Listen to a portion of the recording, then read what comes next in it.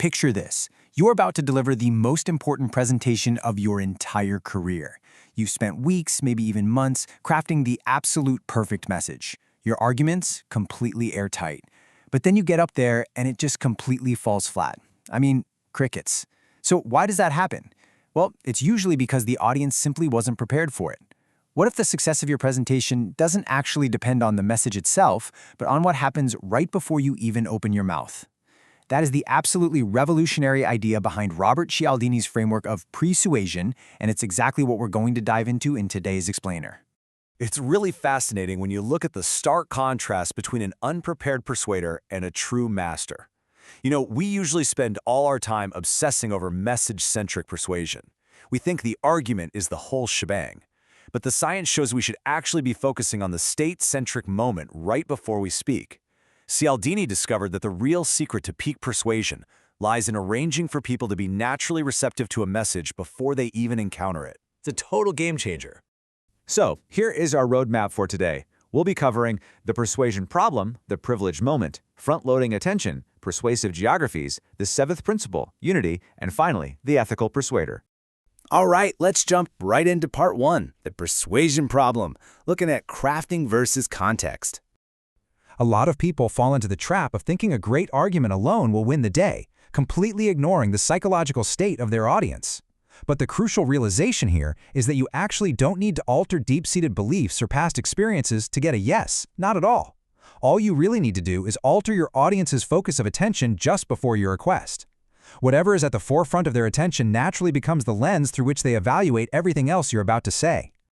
Moving right along to part two, the privileged moment, also known as the window of receptivity. Every battle is won before it is fought. It is incredible how Sun Tzu's ancient military wisdom maps so perfectly onto modern psychology. Just like a decisive military victory is determined by positioning long before the swords are drawn, your persuasive victory is locked in by your preparation well before your actual message is delivered. So, what does this privileged moment actually look like? Well, during this fleeting window, your audience becomes uniquely receptive. First off, they are highly attentive, with their focus entirely directed toward your specific concept. Second, their natural defensive barriers just kind of drop, leaving them remarkably open. And third, they are heavily primed by the favorable associations you've just activated in their minds. It's like planting seeds in freshly tilled soil rather than on hard concrete. Which brings us to part three, front-loading attention and directing focus. To create these privileged moments, we really have to master front-loading. This relies on the psychological rule that what's focal is causal. Basically, attention equals importance. For example, let me just ask you this directly. Are you unhappy? Now, just by hearing that specific question, you immediately start scanning your life for negative things, right? You probably thought about stress at work or a frustrating bill. The question itself powerfully directs your attention. And the data on this is wild. In a fascinating 1993 study, students who are asked that exact leading question, "Are you unhappy?" were 375% more likely to report being unhappy than those who were simply asked, "Are you happy?" Let that sink in. 375%. That is a staggering spike, and it happened simply because of where their attention was directed in the split second before they answered. If asked if they were happy, their brains hunted for positives instead. Words literally have the power to steer human focus. To actively guide this focus, Cialdini explains that we first use what he calls attractors. These are the commanders of attention. They naturally draw the eye and the mind, things that are novel, highly contrasting, or emotionally charged. Think of a sudden loud noise in a quiet room, or a bright flash of neon color on a gray street. These are the bright, shiny objects that bypass our logic and literally command the brain to look. But as we all know, grabbing attention isn't enough. You've got to keep it. Once you have them looking, you deploy magnetizers. These act as the lock to the attractor's key. We're talking about techniques like a compelling narrative, an engaging question, or an unresolved mystery. Magnetizers lock the audience in and keep them glued to your framework. So attractors grab the spotlight and magnetizers keep it exactly where you need it. All right, part four. Persuasive geographies and shaping associations. This is where things get really fun. Our physical environment actually dictates our mental state, because our minds work by making rapid subconscious connections. As Cialdini famously puts it, I link, therefore I think. For instance, handing someone a hot drink literally warms their feelings towards you. The physical sensation creates a psychological association of trust. Similarly, a famous retail study showed that just by playing French background music in a shop, there was a massive spike in French wine sales over German wine. The environment quietly primed a decision before the customer even realized it. And honestly, this next one blew my mind. By engineering an e-reader to be physically lighter to hold, manufacturers might actually lessen the perceived intellectual depth of the author's work. No way, right? But it's true, because the physical concept of weight is metaphorically linked in our brains to the concept of seriousness. Making a device lighter inadvertently signals to the brain that the content is lightweight too.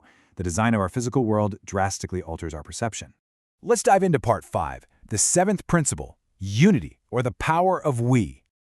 Now, if you are familiar with Cialdini's classic work on influence, you definitely know the original 6 pillars: reciprocity, scarcity, authority, consistency, liking, and social proof.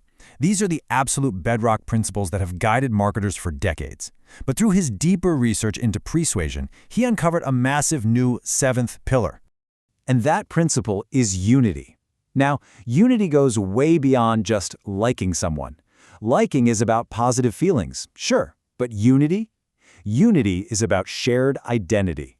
It's the profound realization that people will automatically say yes when they feel you share a deeply rooted identity or a collaborative experience. Whether it's a shared hometown or the fact that you co-created a project, when someone sees you as one of us, persuasion becomes exponentially easier. Finally, we arrive at part 6, the ethical persuader and the responsibility of influence. Look, with tools this powerful, tools that can literally bypass logical arguments and tap directly into psychological states, we have to confront the ethics of how we use them. The unprepared persuader just thinks the message matters, and their biggest risk is a failed pitch.